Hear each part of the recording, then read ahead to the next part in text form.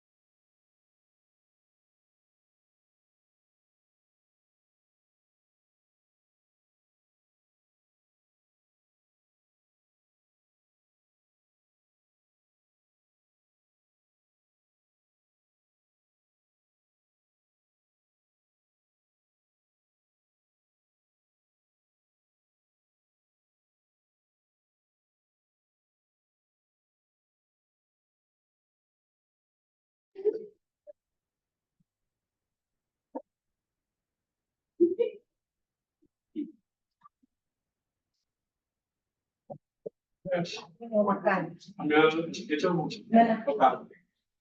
Di kotak.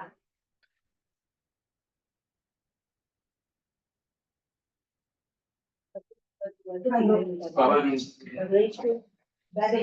hah? Oh dia rupanya. Itu ya. Dia nggak jawab. Jadi, Dia rupanya. lagi di posisi hanya namun kelompok awak Pak Presiden itu Nasinya gimana?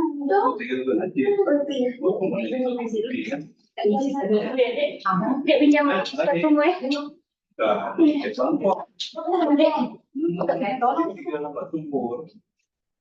Nampak semua kawan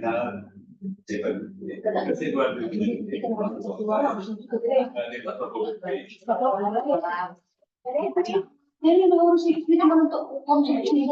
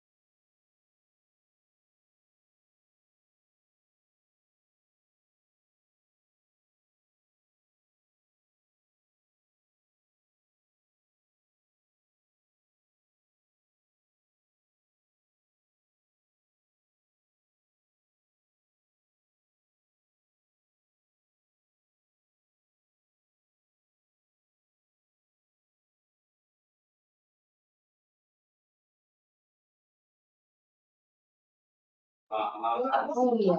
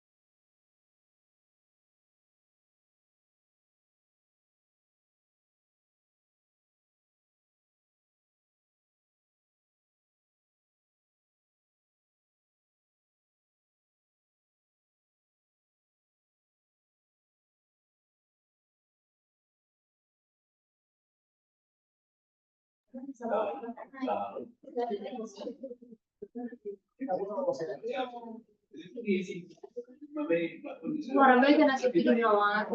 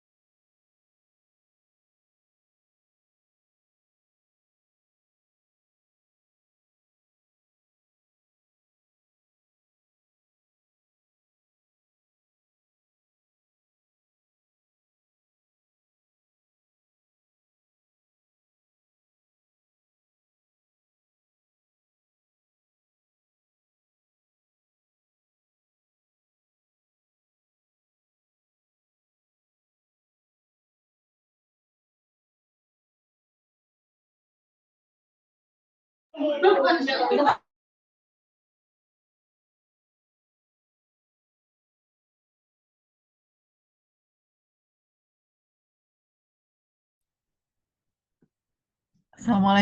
warahmatullahi wabarakatuh. Iya, Ibu Eri, apakah bisa dimulai, Ibu? Itu harus ditetapkan sama sekda. Kita kan ada 300, 100 lagi. Udah lari.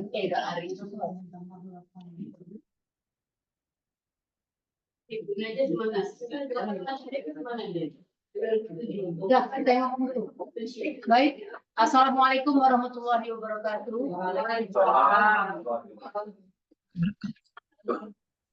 Selamat siang.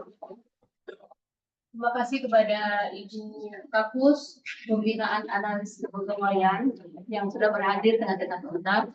Sebelumnya kami ingin mempersembahkan puji syukur kehadirat Allah Subhanahu wa Ta'ala yang telah memberikan kita iman dan lisan sehingga kita dapat bermuajahah terpaksa di ruang lab ini ya Bu ya. Karena sejatinya tadi kita 40 orang Bu. Tiba-tiba mundur-mundur menjadi hanya 10 orang. Jadi mengingat kapasitas ruang aula itu besar, jadi kami malu juga Bu kalau tiba-tiba nanti kesannya kan kita tidak prepare. Ternyata hanya begini yang bisa hadir sementara ini ya Bu. Nanti mungkin akan berhadir lagi karena diistirahat di Aceh itu jam 1:30 Bu selesainya. Mungkin orang masih OTW gitu ya. Selanjutnya salawat dan salam tidak lupa kita sanjungkan ke pangkuan Nabi besar Muhammad SAW. Yang kami hormati, ini ada abang-abang senior kami yang sudah lama di posisi jabatan analis kepegawaian.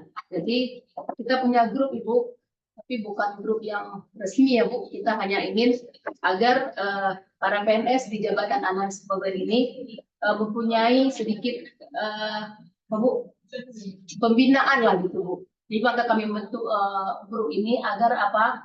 Kita sebenarnya tidak tahu nih bagaimana sebenarnya karir dalam analis kepegawaian ini, kebijakan ini Bu. Jadi mungkin untuk sesi ini kami bicarakan terlebih dahulu untuk menyampaikan pengetahuan apapun yang mengenai karir ataupun tata kelola pembinaan analis kebijakan ahli muda yang selama ini mungkin kami masih nggak tahu lah bunyi apa itu gitu kan. Jadi kebetulan Ibu untuk sesi ini pertama Ibu terangkan terlebih dahulu. Terima kasih Ibu. Assalamualaikum warahmatullahi wabarakatuh.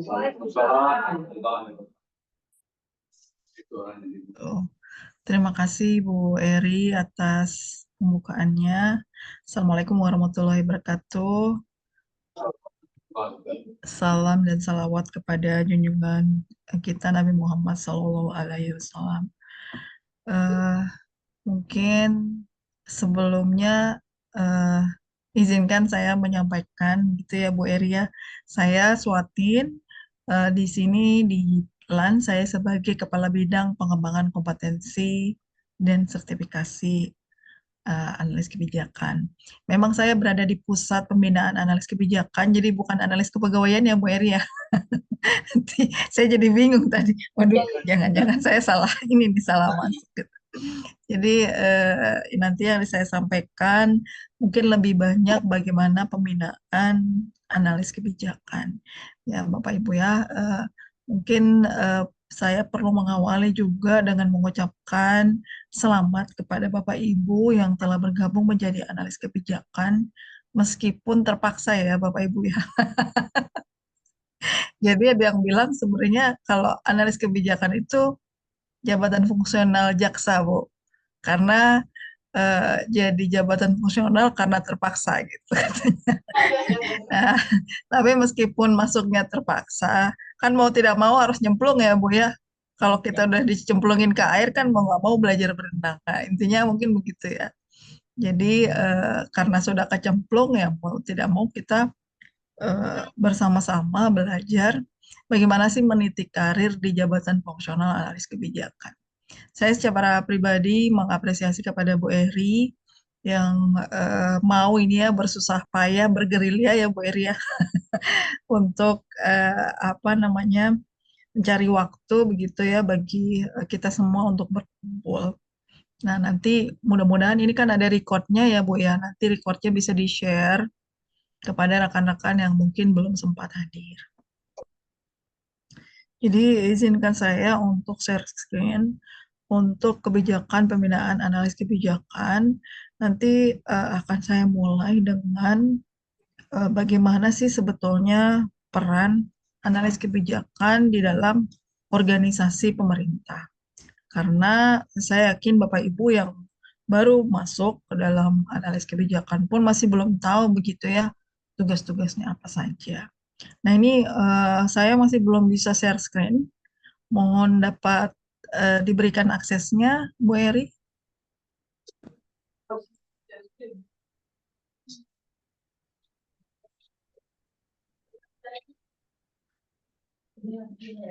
Masih belum bisa. Dari hostnya ini biasanya. Atau saya dijadikan co-host di sini bisa.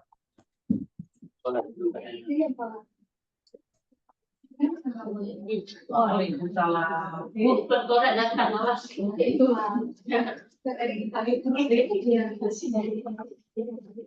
berkorek datang.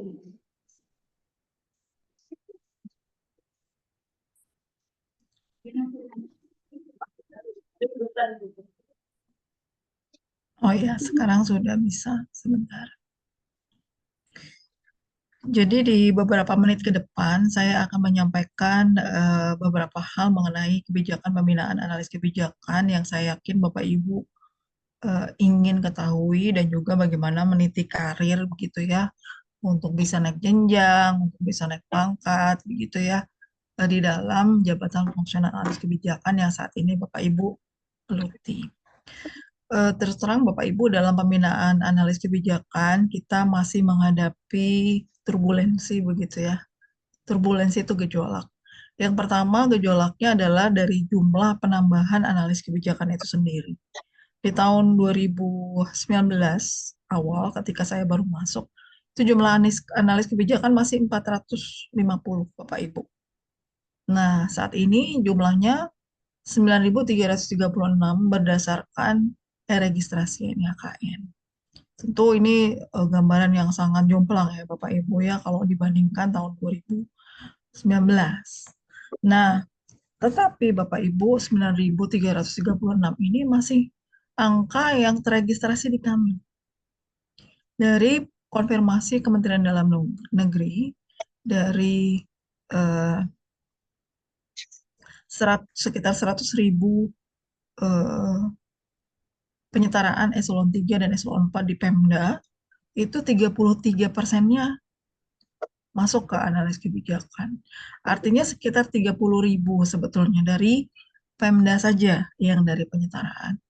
Nah ini yang PR bagi kami, bagaimana caranya agar data ini bisa bisa sesuai dengan yang ada di lapangan. Sebagai informasi, data ini kami peroleh melalui registrasi NIKN. NIKN adalah nomor induk analis kebijakan ya Bapak Ibu ya, yang Bapak Ibu bisa peroleh apabila telah ada admin instansi. Sepertinya dari Aceh belum ada ini Bapak Ibu admin instansi untuk registrasi NIKN. Mengapa ini diperlukan? Karena ke depan NIKN ini akan menjadi salah satu syarat pengusulan untuk kenaikan jenjang. Ya, jadi kalau tidak punya nomor NIKN-nya, ini kita dorong untuk memiliki NIKN. Kemudian mungkin Bapak Ibu bertanya-tanya ya, kok kenapa ya saya jadi analis kebijakan gitu? Kenapa nggak jadi fungsional lain? Gitu ya. Mungkin Bapak Ibu punya jawaban sendiri. Tetapi seperti kita ketahui bersama, sebetulnya suatu kondisi suatu negara itu kalau kita belajar dari beberapa negara maju, itu mereka bisa maju karena memang kebijakan pemerintahnya itu mendorong negara tersebut untuk menjadi maju. Yang namanya negara itu pasti penuh tantangan. Dan miniatur negara itu ada di pemerintah daerah. Apalagi di provinsi, ya, di pemerintah Aceh ya. Bapak Ibu ya, saya kira pemerintah Aceh ini memiliki keunikan dan keunikan ini sendiri menjadikan ada ekspektasi khusus ini dari pemerintah Aceh. Bagaimana agar pemerintah Aceh ini memiliki keunggulan di dalam berbagai hal, tidak hanya dari aspek keagamaan, tetapi justru karena aspek keagamaan ini menjadi karakteristiknya begitu ya. Bagaimana kemudian pemerintah Aceh dengan karakteristik keagamaannya yang sangat baik begitu juga inline dengan perkembangan yang sangat baik juga. Nah, ini PR yang tidak bisa dikerjakan oleh satu orang, saya rasa. Maka di dalam pembuatan kebijakan ini diperlukan expertise. Ahli-ahli yang tidak hanya pakar di keagamaan, tetapi juga pakar di bidang perekonomian, pakar di bidang pertanian, pakar di bidang teknologi, yang bisa membawa perubahan yang lebih baik ke depan. Nah, secara nasional kita menghadapi bonus demografi. Saya rasa di Aceh juga sama ya, pada keseluruhan di Indonesia sama. Artinya adalah kita sedang mendapatkan masa keemasan, peluang yang besar untuk menjadi negara maju. Kenapa kita harus mengisi bonus demografi ini untuk menjadi negara maju? Karena kita bayangkan ya Bapak Ibu ya, bonus demografi itu merepresentasi bahwa jumlah penduduk usia produktif itu lebih dari 60% pada kurun waktu beberapa tahun, kan gitu ya. Misalnya kurun waktunya sampai kalau tidak salah masih 8 tahun lagi Bapak Ibu, kita di bonus demografi. Tetapi setelah itu Bapak Ibu, kita bisa bayangkan ya, masa produktif itu kan akan berakhir. Setelah berakhir jadi masa apa Bapak Ibu? Jadi masa tua. Nah, bayangkan apabila negara ini belum sejahtera, tapi orang-orangnya sudah tua, apa yang terjadi? Maka memang di era bonus demografi ini adalah era di mana negara kita punya peluang untuk menjadi lebih baik, lebih maju, lebih unggul dibandingkan negara-negara lainnya. Dan ini tidak terjadi bukan mimpi begitu ya, tetapi di beberapa negara-negara yang saat ini maju juga mengalami momentum yang sama. Mereka menjadi negara maju ketika ada bonus demografi yang mereka dapatkan. Misalnya di Jepang dan di Korea Selatan. Nah, setelah menjadi negara maju, tentu saja tidak akan berhenti sampai situ. Maka harus ada kebijakan-kebijakan yang bisa memaintain itu. Sebagai contoh, di tahun 2022 ada negara-negara yang daulat atau dikenal sebagai negara yang paling tinggi ranking daya saingnya, yaitu Denmark, Swiss, dan Singapura. Dan ketika ditelisik lebih jauh, kenapa mereka jadi negara maju? Karena semua kebijakan yang mereka keluarkan itu memang mendorong mereka untuk menjadi maju. Untuk orang-orang untuk mau berkompetisi, mau menjadi unggul di level internasional. Nah, ini adalah Regulatory Quality Index yang dikeluarkan oleh World Bank dan kita lihat kita masih kalah dengan Malaysia, dan saya kira Malaysia ini punya kedekatan ya dengan Aceh ya, Bapak Ibu ya. Secara lokasi pun gitu ya, dekat juga dengan Aceh, Singapura dan Malaysia. Saya kira tidak ada yang sulit mungkin gitu ya bagi Aceh untuk nyontek sedikit gitu ke tetangga. Kira-kira apa sih yang membuat mereka ini menjadi unggul? Dari aspek regulatory quality. Kualitas peraturannya itu mereka sudah sangat baik. Nah, kita sedang menuju ke sana dan kita juga melihat pembangunan saat ini ada indikator ya, ada indikator yang bisa kita lihat dan terjadi peningkatan di sana. begitu. Dan mudah-mudahan ini bisa semakin meningkat lagi.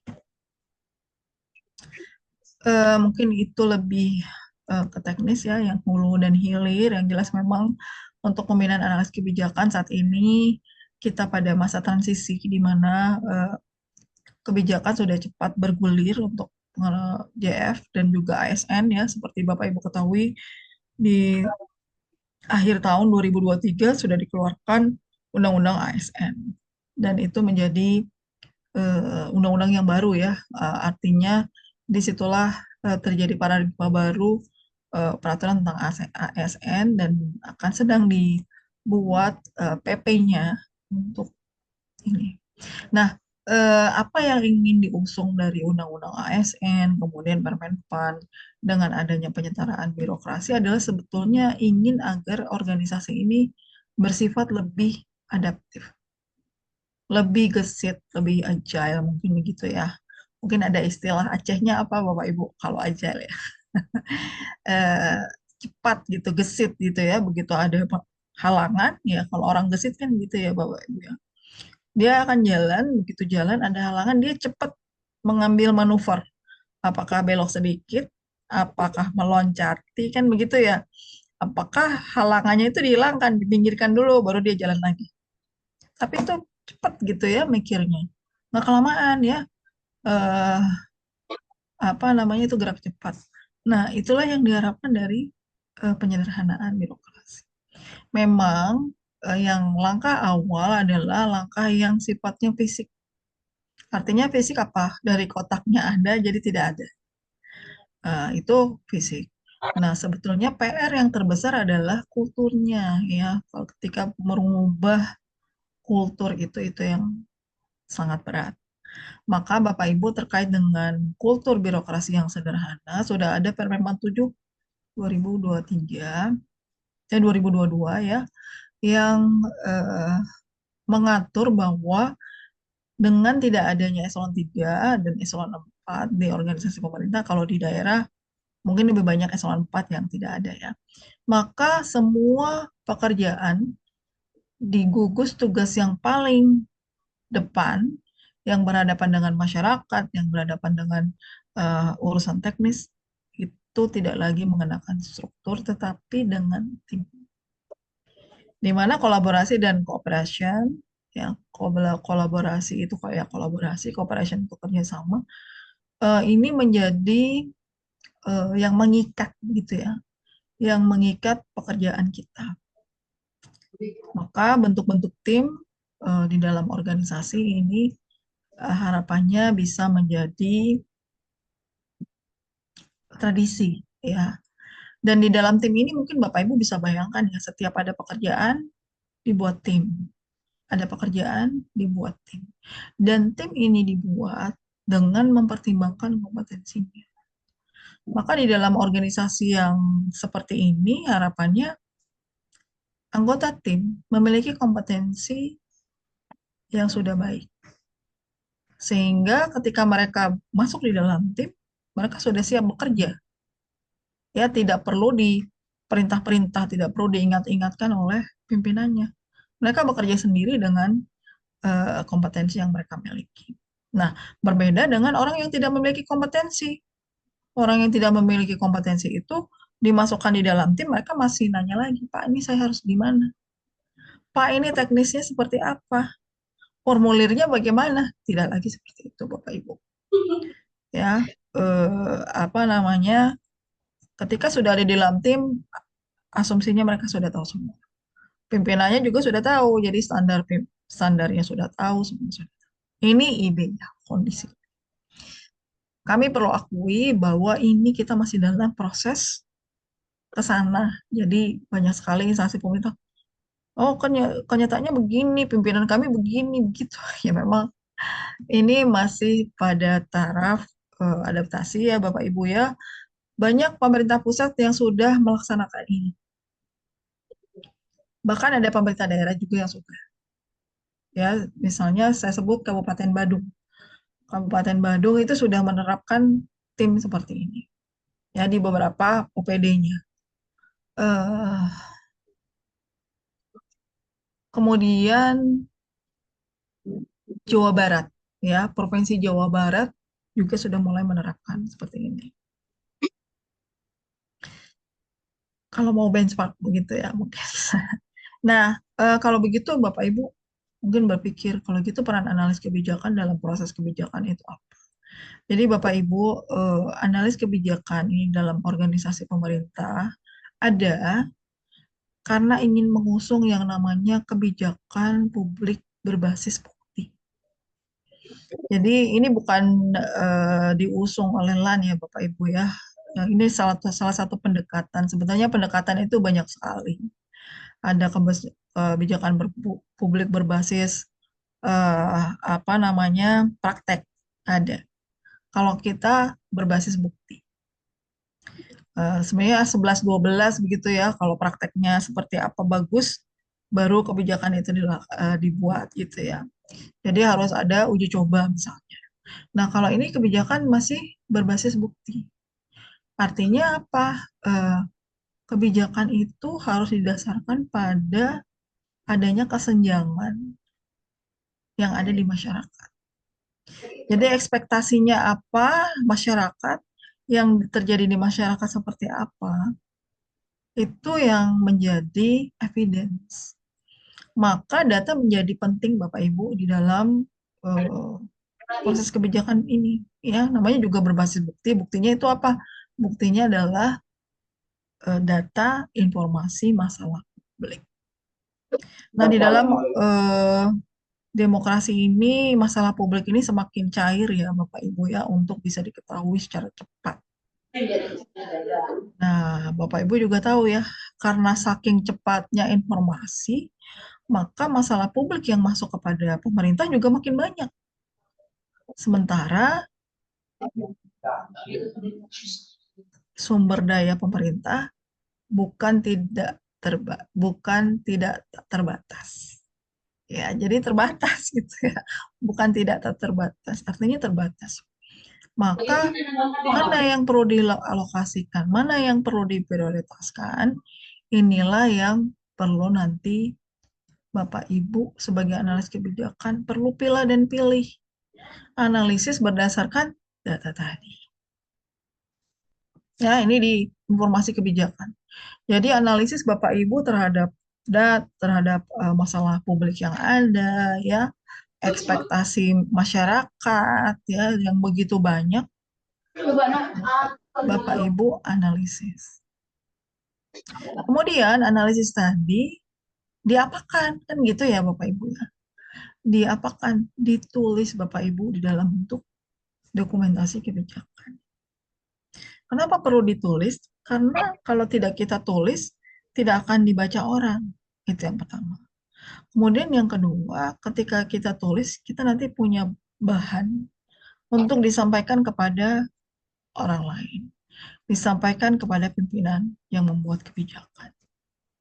Gitu ya Bapak Ibu ya. Nah, bisa dibayangkan kan, misalnya Bapak Ibu punya analisis tapi tidak tertulis dengan rapi gitu ya. Tulisnya acak-acakan gitu ya di kertas gitu ya, sambil mikir apa gitu ya. Tidak tertulis dengan rapi. Kemudian Bapak Ibu mau menghadapi orang lain ya. Mungkin di challenge gitu ya. Oh kan begini begitu. Nah, kemudian berubah pikiran. Data tadi sampai lupa sebenarnya Bapak Ibu punya data yang mendukung analisis Bapak Ibu sampai lupa. Akhirnya Bapak Ibu menyampaikan hal lain. Maka dokumentasi kebijakan ini menjadi penting untuk apa? Untuk agar kita bisa melihat sendiri nih sebelum kita sampaikan kepada pimpinan. Ini setelah ditulis udah bagus belum ya? Udah layak belum ya untuk dibaca orang lain? Itu yang pertama. Kedua, kita ada konsistensi menyampaikan kepada A, B, C, D, pimpinan A, pimpinan B, pimpinan C itu sama yang kita sampaikan. Dan kita punya argumentasi di sana karena ada data dan analisis. Ya, jadi ini dokumentasi kebijakan ini menjadi alat komunikasi. Kemudian harapannya apa dari komunikasi ini? Apakah kita berhenti di komunikasi saja? Kita punya kewajiban analis kebijakan itu membantu pimpinan dalam menyusun kebijakan yang berkualitas. Maka harapannya yang kita komunikasikan tadi akan digunakan dalam perumusan kebijakan. Dan ini perlu dikawal juga oleh analis kebijakan. Mulai dari perumusan, formulasi, adopsi, implementasi, hingga penilaian kebijakan itu sendiri. Jadilah ini bahan analisis dan seterusnya ya, bahan analisis ini kemudian jadi informasi kebijakan, dilakukan dokumentasi, dan seterusnya. Inilah jadi tugas analis kebijakan ya Bapak Ibu ya. Memang bisa loncat ya Bapak Ibu ya, Bapak Ibu tidak membuat analisisnya sudah ada, tapi Bapak Ibu dibebankan untuk menyampaikan dalam bentuk paparan misalnya. Bisa jadi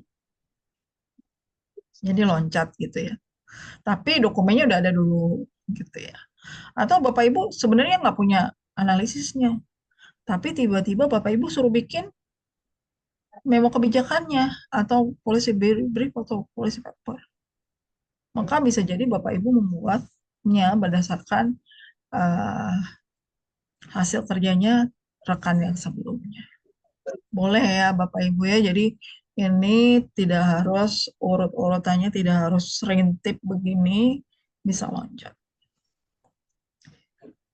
Dasar hukum saat ini sedang bergerak ya Bapak Ibu ya, Undang-Undang 5 tahun 2014 sudah diganti dengan Undang-Undang 2023 tentang ASN, dan kemudian ada Permen 445 itu masih belum kita ubah. Ada PP 11 yang sedang saat ini akan diganti ya.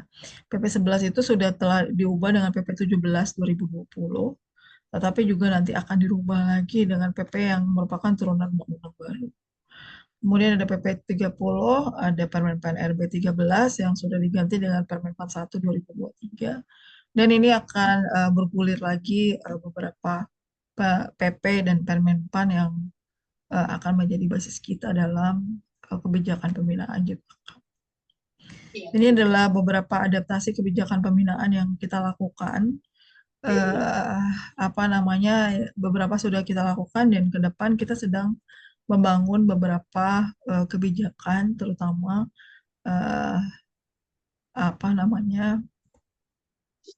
kebijakan tentang hasil kerja ya. Kemudian untuk layanan pusaka, tadi ini harapannya dari pemerintah Aceh nanti bisa mengirimkan nama admin instansi. Ya tadi saya sampaikan dari Aceh ini sepertinya belum ada admin instansinya. Jadi mohon sampaikan kepada kami, tapi mohon koreksi ya kalau sudah ada ya. Ada admin instansi, nanti dari admin instansi ini akan mendapatkan password dan username. Kemudian administrasi akan menginput data di CFAK dan instansi. Nanti nomor induk NIAKN akan diperoleh dari aplikasi yang kita berikan. Nah, sebagai langkah pembinaan analis kebijakan, kami juga adakan Akwe Award setiap tahun sekali. Ini penghargaan kepada analis kebijakan yang berprestasi. Biasanya kita buka bulan April, tahun lalu itu kita buka 10 April, dan tanggal 16 Juni kita tutup ya. Kemudian ini ada hadiahnya meskipun tidak banyak ya, tapi sebagai apresiasi lumayan buat uang belanja ya Bapak Ibu ya, karena bentuknya voucher belanja Bapak Ibu. Nah, mungkin Bapak Ibu juga sudah tahu bahwa yang namanya jabatan fungsional itu ada jenjang-jenjangnya, ada ahli pertama, ahli muda, ahli madya, ahli utama. Bagaimana bisa meningkatkan jenjang dan karir Bapak Ibu, sebetulnya ada persyaratannya. Yang pertama adalah persyaratan angka kredit Bapak Ibu. Jadi persyaratannya ada banyak ya, tidak hanya angka kredit. Ada angka kredit, yaitu angka kredit untuk ahli pertama ke ahli muda itu perlu 100. Kemudian ketika naik jenjang ke ahli muda, itu angka kreditnya kembali 0. Ya Bapak Ibu ya. Dan untuk naik pangkat dari 3C di ahli muda ke 3D dia perlu 100. Ya. Kemudian untuk 3D ke 4A perlu 100 lagi. Kemudian naik ke madya. Nah, ketika dia diangkat menjadi madya kembali 0. 4A itu kembali 0. Gitu. Dan seterusnya ya Bapak Ibu ya. Jadi di sini kita lihat untuk naik pangkat itu tidak ada proses yang melibatkan instansi pembina. Ya. Tetapi untuk naik jenjang ada uji kompetensi yang ini diatur dan dilakukan oleh instansi pembina. Kecuali apabila sudah ada delegasi ya Bapak Ibu ya.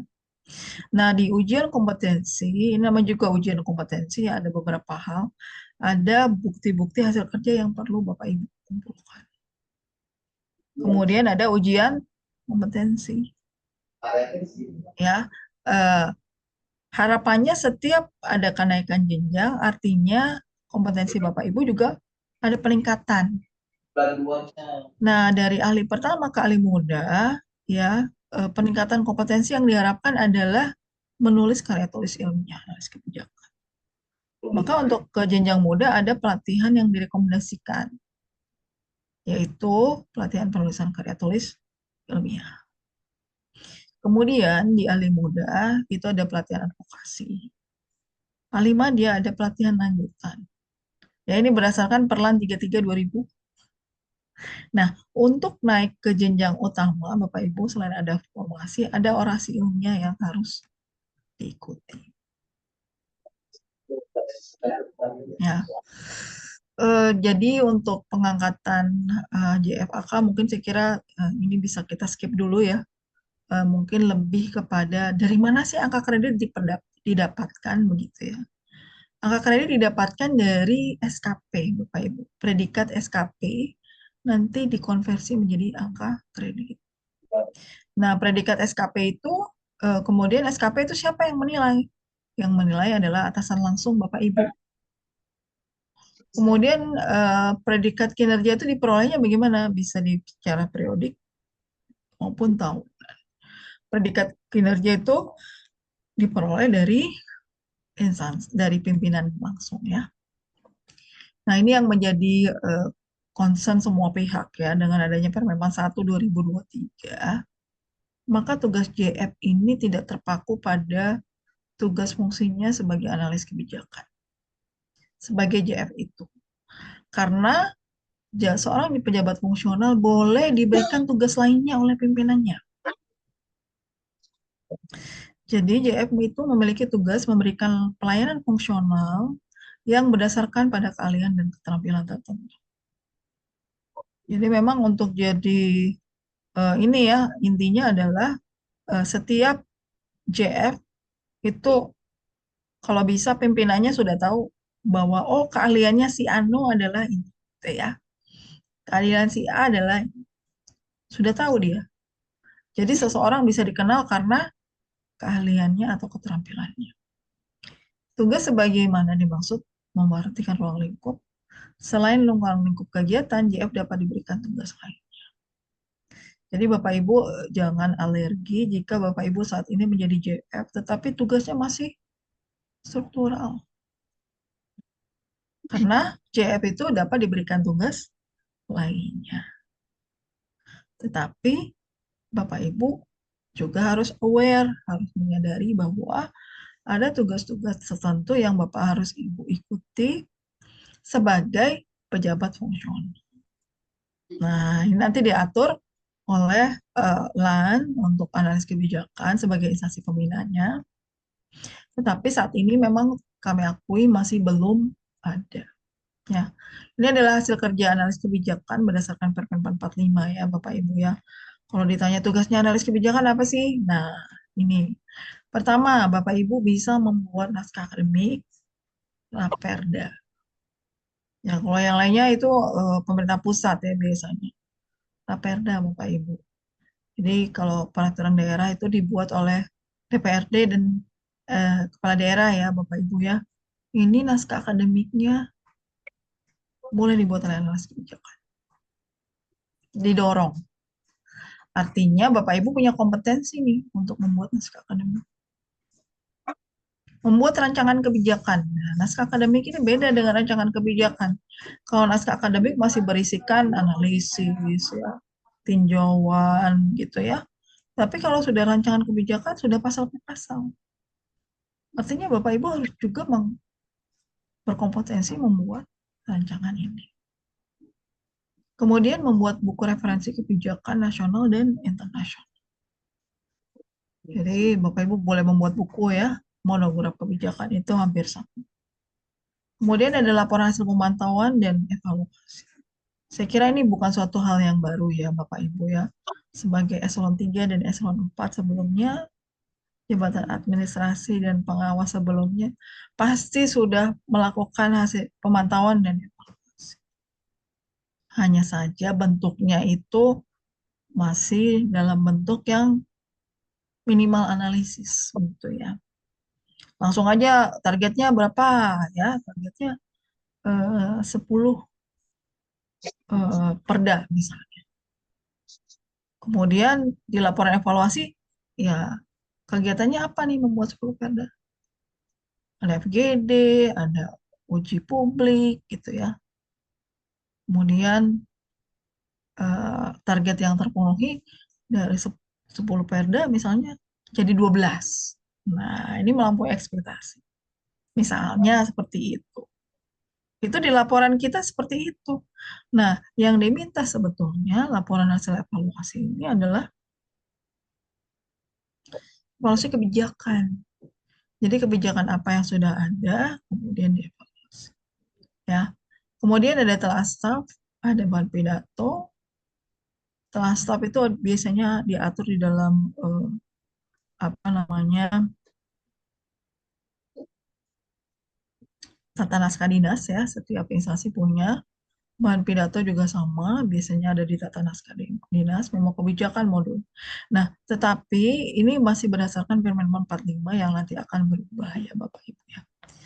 Nah, ini adalah yang akan kami perbarui. Jadi untuk analisis itu ada 2 produk, ada 2 jenis, yaitu analisis kebijakan dan dokumen kebijakan.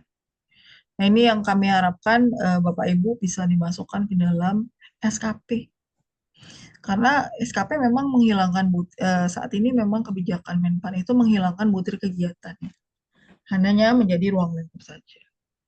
Karena inginnya ada penyederhanaan JF. Kan gitu ya. Nah, tetapi itu tidak menghilangkan hasil kerja. Jadi hasil kerja pun itu tetap hidup ya di dalam SKP. Hasil kerjanya hidup di dalam SKP. Maka harapannya output-output ini ada di dalam SKP Bapak Ibu. Ya, ada artikel kebijakan, makalah kebijakan, policy brief, policy paper, buku referensi, naskah akademik, naskah urgensi, task, misalnya. Boleh lebih dari ini nggak boleh. Kalau memang mengandung analisis, boleh. Kemudian dokumen kedinasan. Nah, ini macam-macam. Jadi ini arahan pimpinan kami, dokumen kedinasan ini meskipun di dalamnya itu tidak tertulis hasil analisisnya, ya, tapi sebetulnya ada analisis yang kita lakukan. Kalau di analisis kebijakan itu biasanya disebut, Bapak Ibu, metodologi yang dipakai apa. Tapi bayangkan kalau kita bikin laporan kinerja, LAKIP, itu kan kita nggak akan bilang ya, metode analisis yang dilakukan apa. Itu tidak pakai gitu ya. Begitu juga di laporan pelaksanaan kegiatan, laporan konferensi, laporan manajemen dan evaluasi kegiatan, laporan konsolidasi, ya bahan pidato itu juga analisisnya nggak ada itu, buku panduan, joklat teknis dan dokumen lainnya. Nah, selain analisis ada pekerjaan lain Bapak Ibu. Yang pertama adalah laporan diseminasi kebijakan.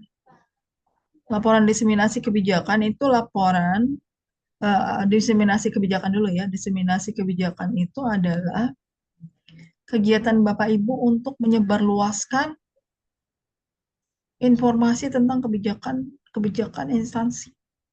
Mau kebijakan lama, mau kebijakan baru, ketika Bapak Ibu menyampaikan kepada publik itu namanya diseminasi kebijakan. Boleh melalui dialog, boleh melalui coaching, boleh melalui sosialisasi, boleh melalui bincang-bincang, boleh melalui temu kangen lah apa gitu ya. Kita bisa kreasikan ya nanti mungkin kalau ada tim anak muda ya di tempat Bapak Ibu namanya bisa macam-macam gitu ya yang lebih akrab Ya, anak-anak muda sekarang punya banyak metode Bapak Ibu untuk mengadakan acara-acara yang menarik. Nah, ini libatkan mereka. Agar apa? Yang namanya kebijakan publik itu mudah untuk dipahami, menyenangkan untuk dibahas gitu ya. Jadi nggak bosen gitu ya. Nah, ini laporan diseminasi. Kemudian laporan advokasi. Kita bicara advokasi kebijakan itu ketika Bapak Ibu sudah memegang hasil analisis. Bapak Ibu ingin menyampaikan kepada pimpinan ya dengan harapan agar diakomodir dalam kebijakan publik, itu namanya advokasi kebijakan. Ya, maka semua upaya Bapak Ibu untuk menyampaikan itu jadi advokasi kebijakan. Apakah melalui rapat, apakah melalui FGD, apakah melalui membuat opini koran, itu namanya advokasi kebijakan. Nah, laporannya Bapak Ibu setelah advokasi kebijakan itu dilakukan, laporan upaya Bapak Ibu melakukan advokasi kebijakan itu bisa ditulis dan jadi produknya Bapak Ibu sebagai analis kebijakan. Nah, yang lainnya adalah hasil konsultasi. Jadi Bapak Ibu seringkali pemerintah pusat itu memberikan standar, memberikan aturan yang harus diikuti oleh semua instansi pemerintah. Akhirnya ada konsultasi nih dari daerah ke pusat, dari instansi KL ke KN lainnya gitu ya, dari kabupaten kota ke provinsi. Nah, ketika Bapak Ibu berkonsultasi atau memberikan konsultasi kepada pihak lain, dicatat Bapak Ibu apa yang dikonsultasikan, masukan Bapak Ibu apa, gitu ya. Jadikan itu sebuah laporan, itu pun sudah menjadi hasil kerja analis kebijakan. Kemudian yang terakhir artikel di media massa. Ini adalah merupakan upaya edukasi ya kepada publik, bisa juga promosi kebijakan, artinya ada masalah gitu ya, ingin kita tangani, tetapi perlu mendapat dukungan dari orang banyak, kita publish di media massa. Nah, ini masuk di dalam advokasi kebijakan.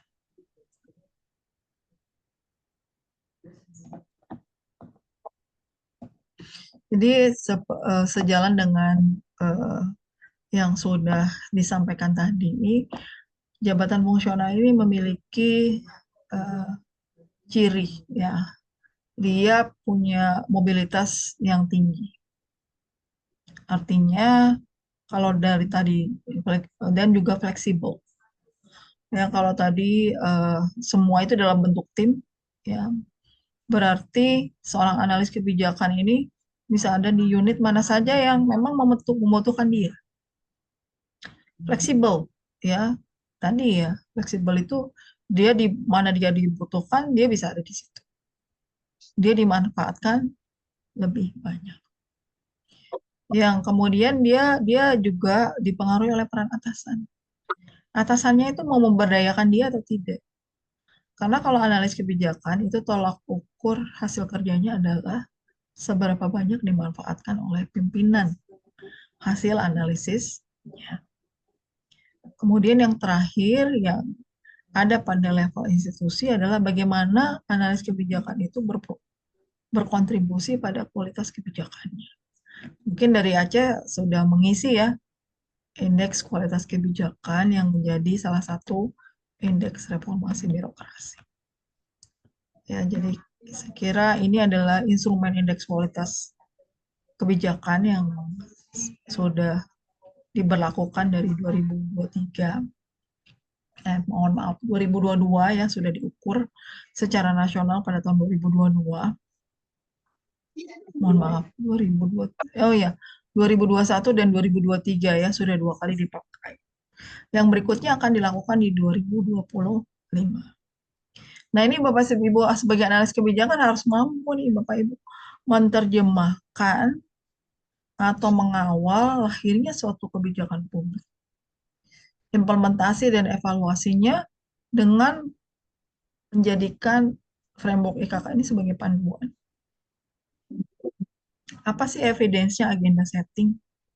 Apa sih evidence-nya formulasi kebijakan? apa sih evidence-nya implementasi kebijakan dan apa sih evidence-nya evaluasi kebijakan dilakukan. Nah, ini bisa direncanakan dari awal dan menjadikan IKK sebagai basis. Kemudian mungkin Bapak Ibu bertanya-tanya ya, kalau tadi kepada pimpinan, sangat tergantung kepada pimpinan, gitu kan, yang menggunakan kan pimpinan ya, hasil kerjanya analis kebijakan. Kemudian gimana nih caranya menyampaikan kepada pimpinan kita agar bisa seperti itu kan gitu ya. Jadi Bapak Ibu silakan googling, ada buku panduan optimalisasi analis kebijakan. Nah, di sini ada saran pembacanya adalah atasan langsung, pejabat pengelola kepegawaian, dan JFK itu sendiri. Jadi dalam dokumen ini disebutkan kira-kira apa sih perannya pimpinan langsung terhadap analis kebijakan. Ya, dia harus bisa, seorang pimpinan ini harus bisa memberi penugasan kepada analis kebijakan. Jangan analis kebijakan ini dibiarkan aja ya melakukan pekerjaan struktural, ya rapat-rapat terus, koordinasi doang gitu ya, kemudian membuat jadwal-jadwal gitu ya. Jangan hanya itu, tetapi juga berdasarkan tugasnya. Tadi membuat analisis. Kemudian libatkan dalam pembuatan keputusan, yaitu di dalam rapat, dalam FGD, mewakili pimpinan, menyampaikan materi. Kemudian itu engagement, pelibatan. Kemudian yang terakhir adalah utilization, penggunaan hasil-hasil kerja analis kebijakan sebagai laporan resmi, sebagai referensi, dan juga publikasi. Jadi ini adalah peran analis kebijakan ya Bapak Ibu ya. Peran analis kebijakan ini bisa sangat sederhana karena bisa bekerja secara mandiri, bisa kolaborasi ya, bekerja dengan tim, dan juga bekerja di luar instansi. Karena tadi analis kebijakan ini secara profesi, mungkin Bapak Ibu pernah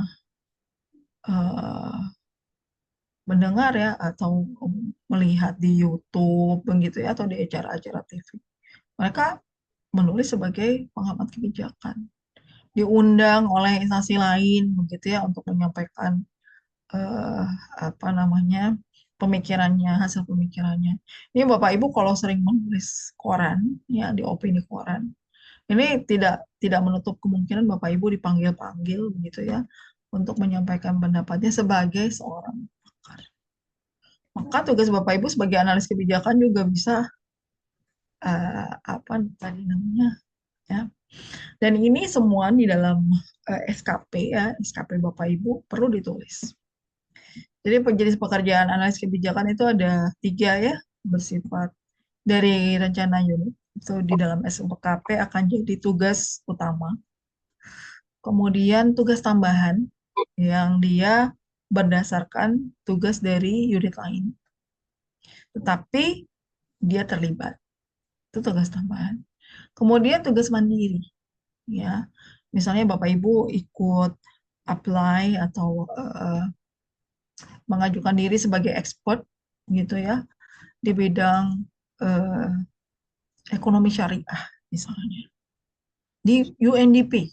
Nah, ini kita sebagai negara Indonesia dengan jumlah muslim terbanyak, ini banyak yang melirik kita ya, ternyata ilmu-ilmu tertentu yang mengandung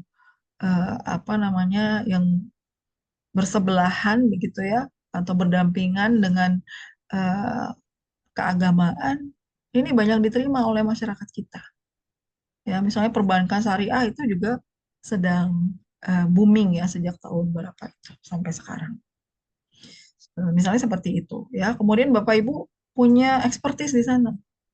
Tidak menutup kemungkinan Bapak Ibu diminta untuk melakukan kajian-kajian tadi ya, misalnya di organisasi internasional. Jadi peran atasan langsung harapannya dapat memberikan ruang fleksibilitas tersebut. Ya, jadi bolehkan analis kebijakannya untuk terlibat di unit lain. Bolehkan analis kebijakannya terlibat di instansi lain. ciptakan ruang kolaborasi JFAK dengan JF yang lain sesuai dengan kebutuhan. Jadi memang itu adalah sedikit gitu ya dari kira-kira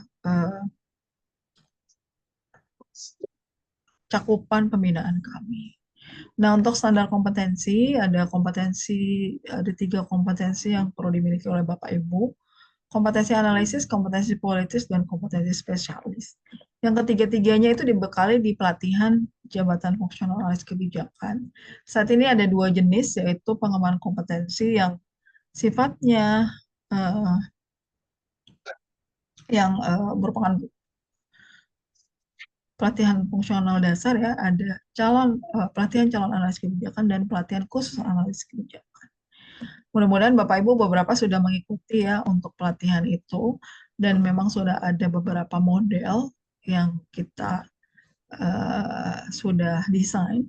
Ada yang klasikal, ada yang non klasikal dan juga ada yang bersifat massive open course learning. Yang Bapak Ibu bisa ikuti secara gratis. Nah, ini akan kami sosialisasikan lebih masif lagi untuk MOOC-nya. Nanti Bapak Ibu kalau misalnya menginginkan yang lebih jelas lagi di waktu lain, agar bisa mengikuti pelatihan MOOC ini, akan kami berikan waktu khusus. Mungkin sementara itu, Bapak Ibu, mungkin banyak Bapak Ibu yang ingin naik jenjang. Khusus untuk naik jenjang tadi ya sudah saya sampaikan persyaratannya tadi ada formasinya. Kemudian yang kedua, Bapak Ibu, tadi sudah disampaikan belum ya? Kemudian Bapak Ibu di dalam kenaikan jenjang, tadi diperlukan di dalam jenjang itu harus sudah 1 tahun. Kemudian di dalam pangkat terakhir itu minimal 2 tahun. Ya. Kemudian SKP-nya itu bernilai baik 2 tahun terakhir. Ya, untuk naik jenjang ya. Kemudian diusulkan uji kompetensi. Oh, angka kredit memenuhi. Angka kredit sudah memenuhi yang seperti tadi, yang tangga tadi yang saya sampaikan. Itu sudah memenuhi jenjangnya. Dan terakhir adalah lulus uji kompetensi. Jadi untuk uji kompetensi sementara masih ada di LAN, Bapak Ibu. Kalau ada yang ingin uji kompetensi, berkoordinasi dengan unit SDM. Karena kami hanya menerima usulan uji kompetensi dari instansi, tidak per individu. Begitu ya Bapak Ibu ya. Jadi mungkin itu sekilas pengenalan begitu ya mengenai analis kebijakan, peran-perannya, dan juga pengembangan karirnya seperti apa. Nanti silakan Bapak Ibu menyampaikan apabila ada pertanyaan. Selanjutnya saya kembalikan lagi kepada Bu Eri. Terima kasih.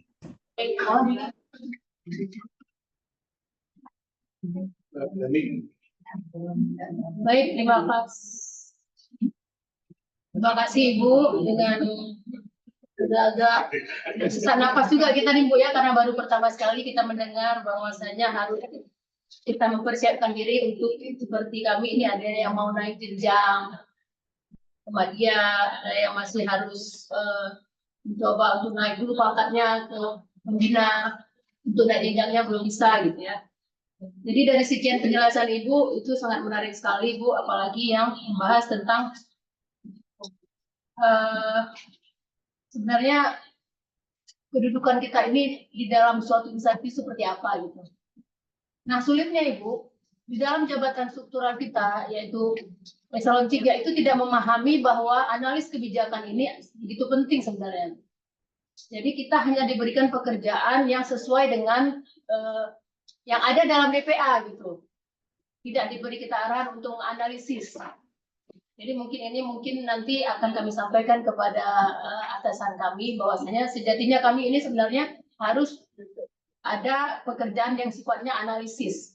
Tidak saja seperti Bapak-bapak ini mendapatkan pekerjaan tambahan seperti di PPK ataupun yang sifatnya untuk bekerja di luar dinas.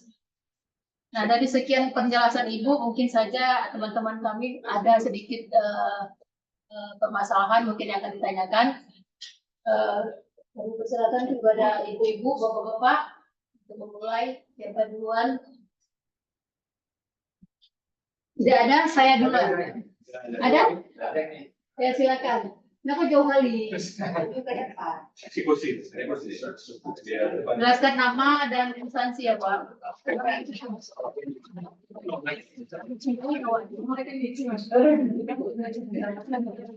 Nama siapa di kota? Assalamualaikum warahmatullahi wabarakatuh. Waalaikumsalam. Izin Bu, baru juga kami sama-sama nih. Nama saya Arat Iskandar dari Dinas Perhubungan Aceh. Kebetulan di tahun 2021 akhir itu sama dengan Bapak Ibu di sini diganti menjadi pejabat fungsional. Namun sepanjang tahun dari mulai 2022 sampai sekarang masih menjabat sebagai subkoordinator juga, Bu.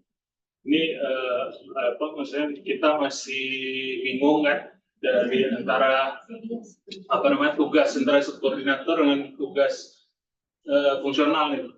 Karena selama ini yang kita laksanakan semua tugas subkoordinator, malah fungsionalnya nggak dipegang, sama sekali nggak dipegang.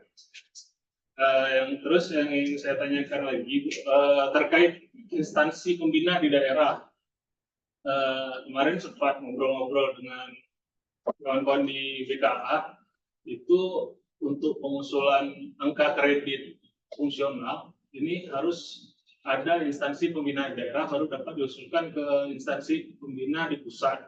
Tulan kemarin coba saya tanyakan ke Puslat Bangkan di sini, katanya mereka tidak bisa menjadi pembina di daerah. Apakah benar posisinya seperti itu atau bagaimana?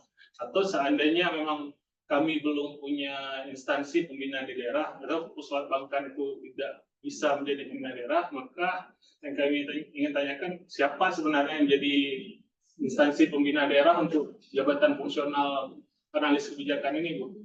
Dan kalaupun memang sudah ditunjuk, bagaimana proses pembentukannya atau penunjukannya, dan mungkin kami ingin ini bisa segera dibentuk, jadi kan supaya angka kredit atau penilaian kinerja dari analis kebijakan ini tidak tertunda lagi. Itu aja Bu, mungkin. Sarah, terima kasih. Assalamualaikum warahmatullahi wabarakatuh. Jawab aja dulu ya Bu. Silakan Ibu. Terima kasih Pak Afan ya Pak ya. Pak Aran. Oh, iya. Baik. Makasih banyak Pak Aran atas pertanyaannya. Waduh, ini pertanyaan yang sangat mendasar ya Pak ya. Jadi yang pertama Pak Aran ini diangkat di tahun 2022 ya Pak ya. Sehingga berarti angka kreditnya ada yang di tahun 2022.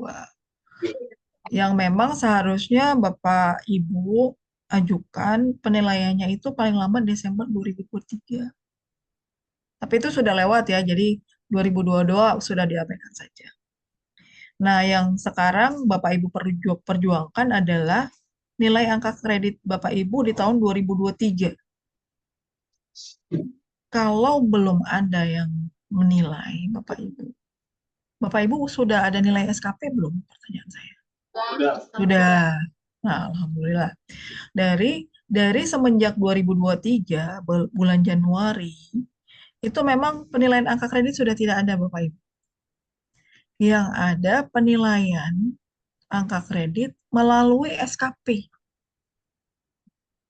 Jadi ada angka kredit yang dikonversikan dari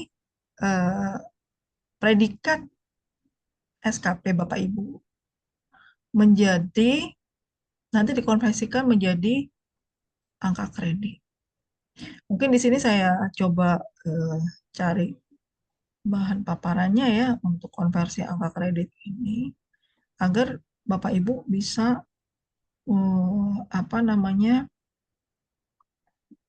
bisa lebih jelas gitu ya. Peraturannya ada di Permenpan 1 tahun 2023. Saya kira Bapak Ibu yang hadir di sini harus wajib membaca Permenpan tersebut. Karena Permenpan itu adalah yang mengatur jabatan fungsional. Ya, ini adalah tabel konversi Bapak Ibu. Jadi di dalam SKP, Bapak Ibu akan punya nilai predikat sangat baik, baik, butuh perbaikan, kurang, dan sangat kurang. Kan begitu ya Bapak Ibu ya.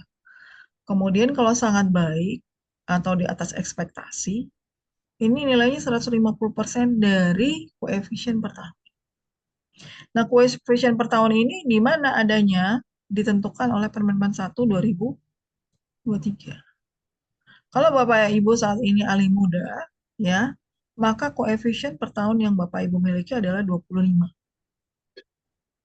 Dan kalau Bapak Ibu nilai SKP 2023 itu sangat baik, maka Bapak Ibu mendapatkan 150% dari 25.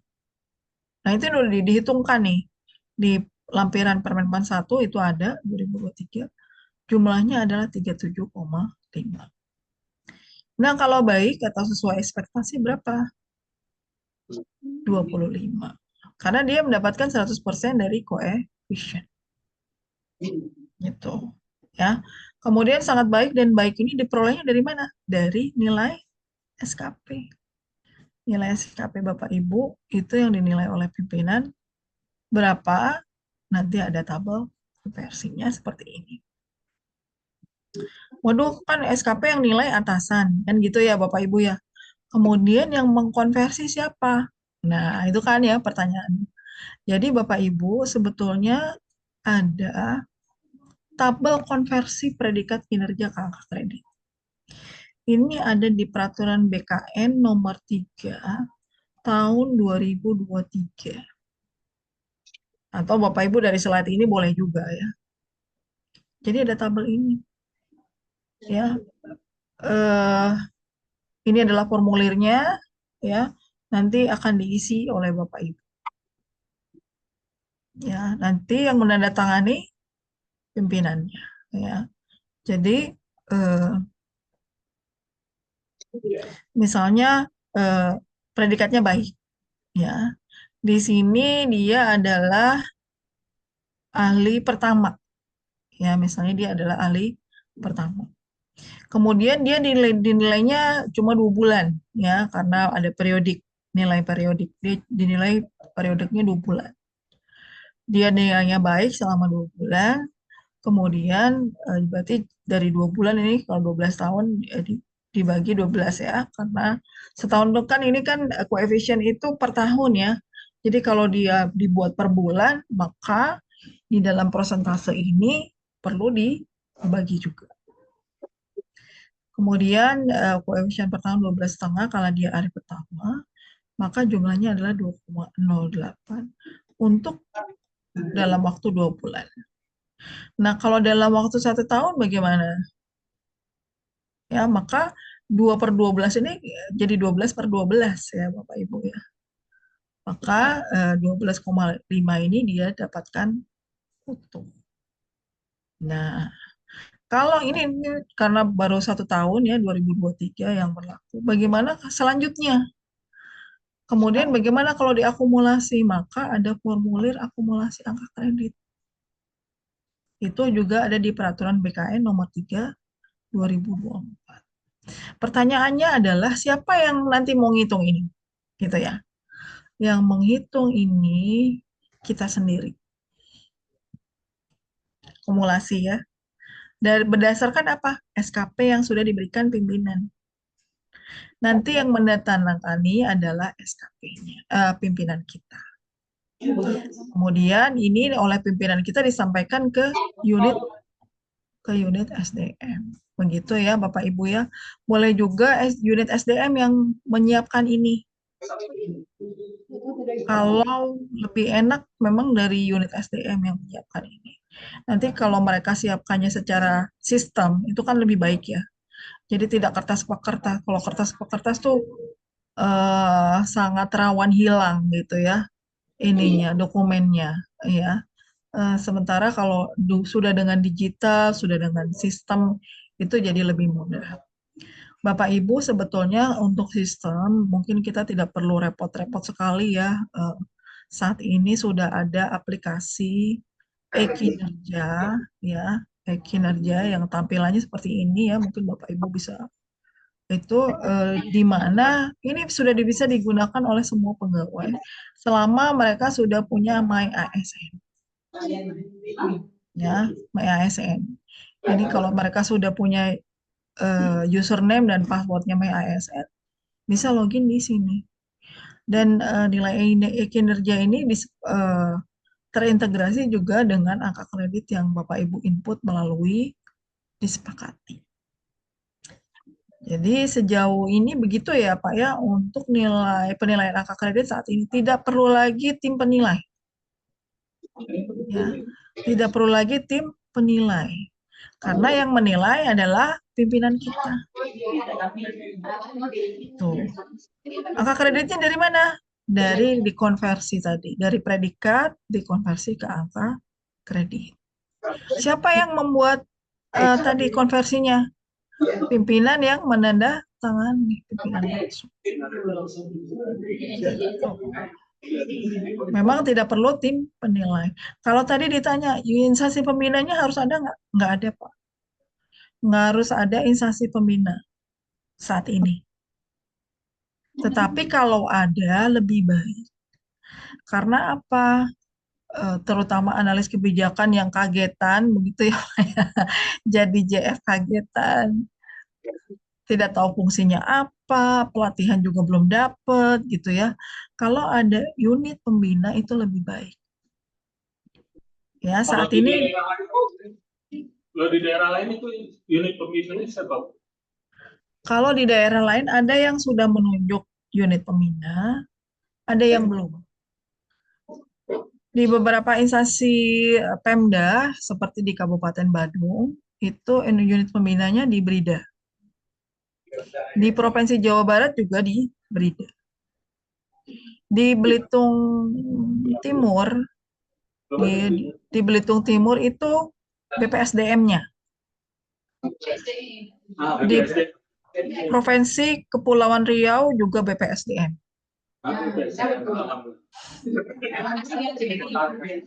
Iya,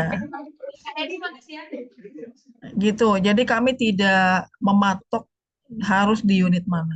Yang penting sudah mendapat pendelegasian dari pimpinan, ya. Kalau biasanya ada usulan dulu ya dari instansi siapa yang mau jadi unit pembina. Kalau di Kepri itu nggak apa namanya dari JFAK-nya yang mengusulkan dari BPSDM. Karena kebetulan orang BPSDM-nya, kepala BPSDM-nya juga senang dengan analisis-analisis gitu ya, senang data, senang analisis, jadinya ada passion untuk membina itu yang di Kepri, di Kepulauan Riau ya. Kemudian ada juga yang di sekretariat daerah Bapak Ibu, di biro organisasi biasanya. Karena biro organisasi ini yang banyak berkutat dengan kebijakan mungkin ya, kebijakan-kebijakan yang ada di Pemda, ini biro organisasi yang mengkoordinir. Misalnya seperti itu. Jadi ada di tiga ya, ada tiga kemungkinan, biasanya di Prida, di BPSDM, atau di biro organisasi. Nah, itu jadi pilihan Bapak Ibu, mana kira-kira yang lebih berkompeten, mana kira-kira yang lebih punya concern ke analis kebijakan, boleh diusulkan kepada. Memang gunanya instansi pembina kalau dulu itu dia menjadi tim penilai daerah ya Bapak Ibu ya. Tapi sekarang kan sudah ada tim, tidak ada lagi penilaian angka kredit.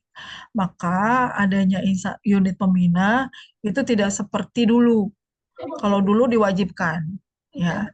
Kalau sekarang tidak diwajibkan tetapi boleh dibentuk. Jadi kalau instansi pembina itu gunanya kalau misalnya ada pertanyaan nih dari Bapak Ibu JF, tidak satu-satu nanya gitu ya, pertanyaannya sama ke kami gitu. Nanti kami juga jawabannya sama ke Bapak Ibu. Nah, kalau jawabannya sama, Kalau beda kan jadi bingung sendiri ya, Bu. Maka kalau dari instansi pembina ini bisa menyamakan persepsi. Ya, instansi pembina menjadi perwakilan untuk berkoordinasi dengan kami. Begitu juga kalau misalnya ada kebutuhan, misalnya penjelasan apa ya terkait dengan pembinaan. Itu boleh melalui unit pembina. Sehingga ada persamaan persepsi.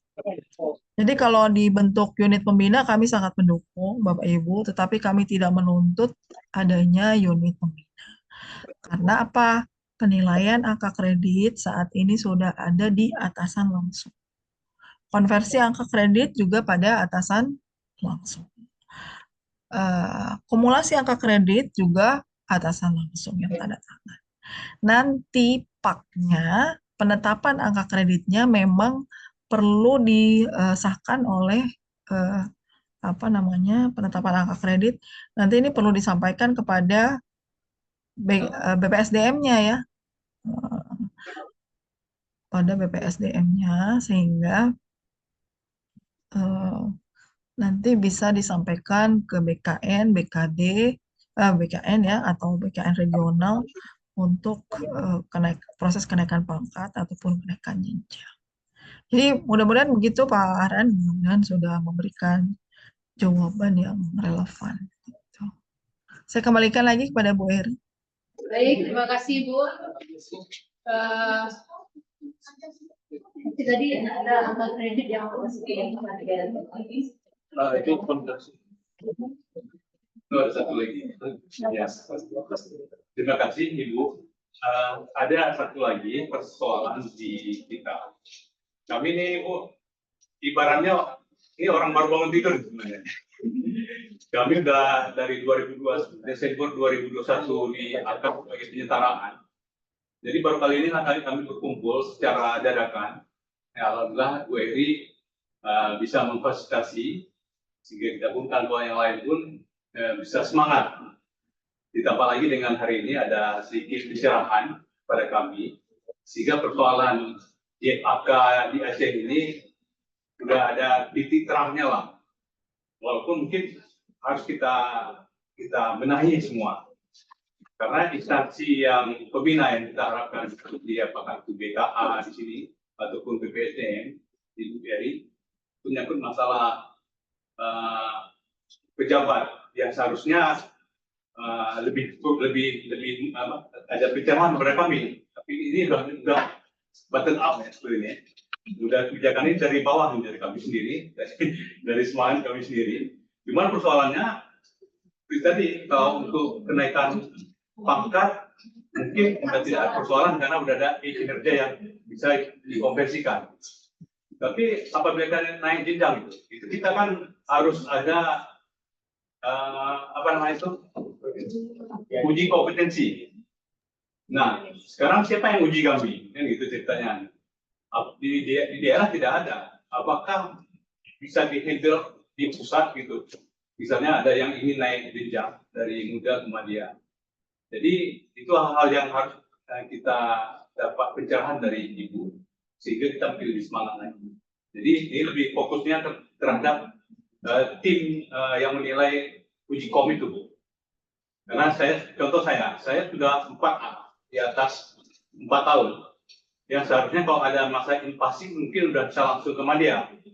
Cuman karena kita statusnya kemarin itu adalah pejabat fungsional struktural eselon 4, mau tidak mau sebenarnya rugi kita dapat jabatan ahli muda.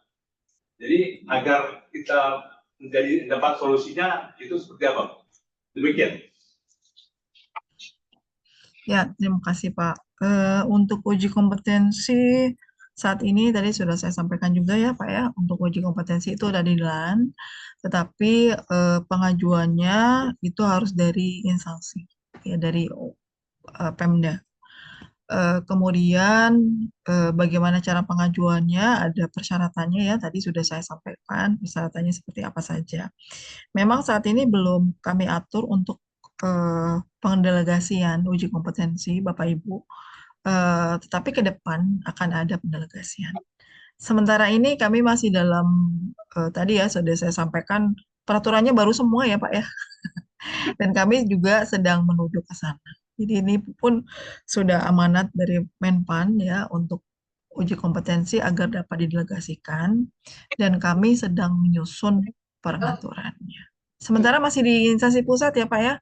Nanti kalau ada yang mau naik jenjang silakan didaftarkan dari instansi, boleh dari BKP SDM atau dari sekretariat daerah.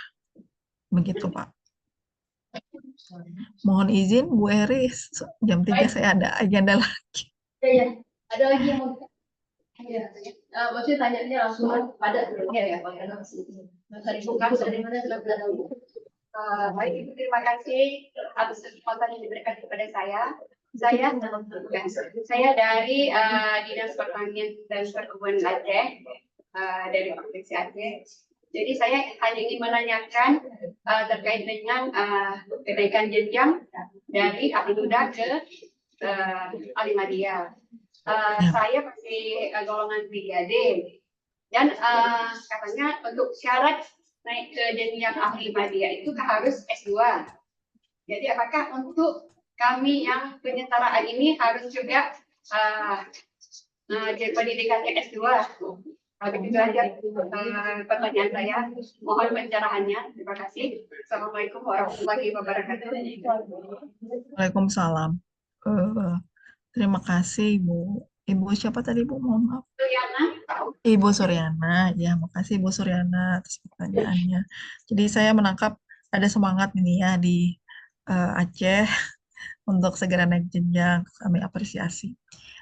Untuk S2 itu yang sedang kami usulkan di Permenpan kami.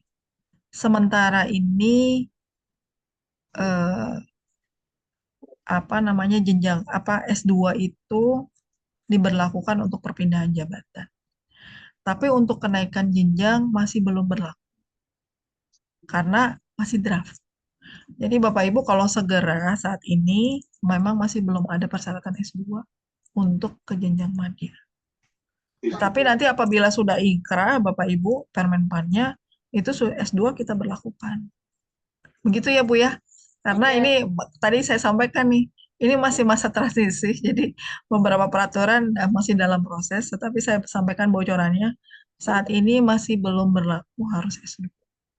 Ya, jadi boleh S1. Tetapi ke depan akan berlaku S2. Gitu ya Bu ya. Baik. Ya, silakan Bu Eri. Jadi Bu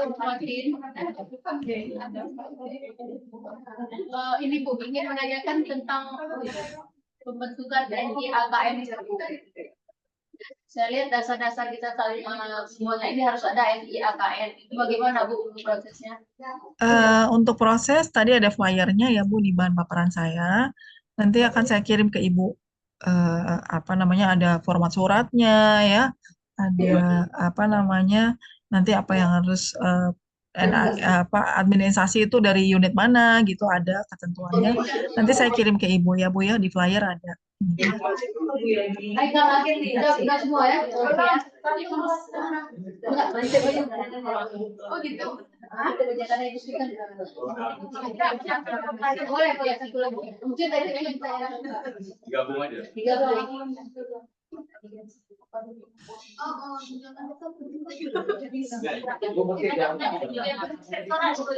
Bisa padat aja ya, pertanyaannya bisa padat ya, Bu. Silakan Bu.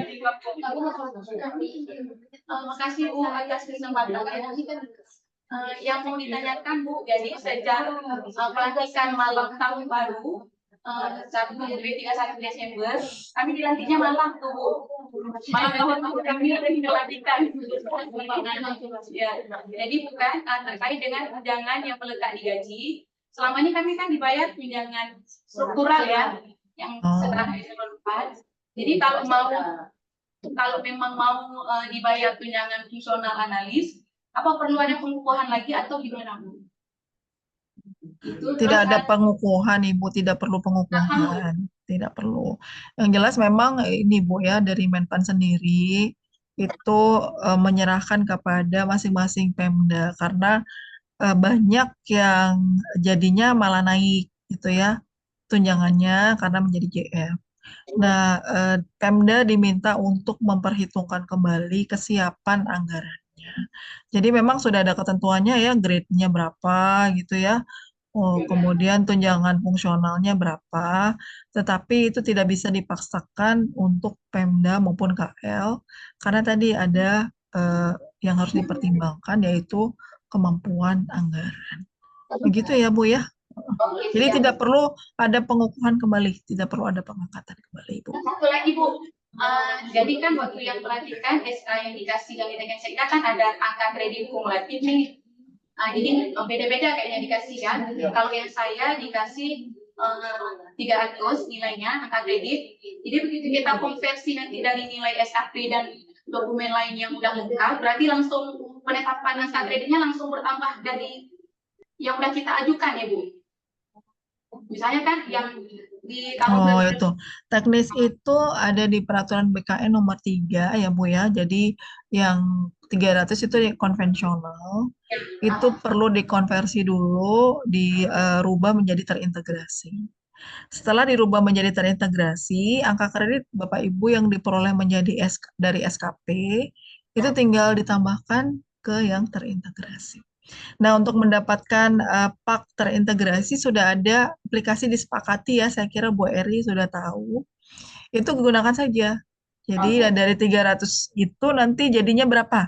Nah, itu gunakan disepakati, nanti itu akan ada keluar sendiri gitu hasilnya ya Bu Eri ya, kemudian tinggal disahkan oleh pimpinan. Gitu Bu. Oke, makasih Bu. Sama-sama. Sudah satu.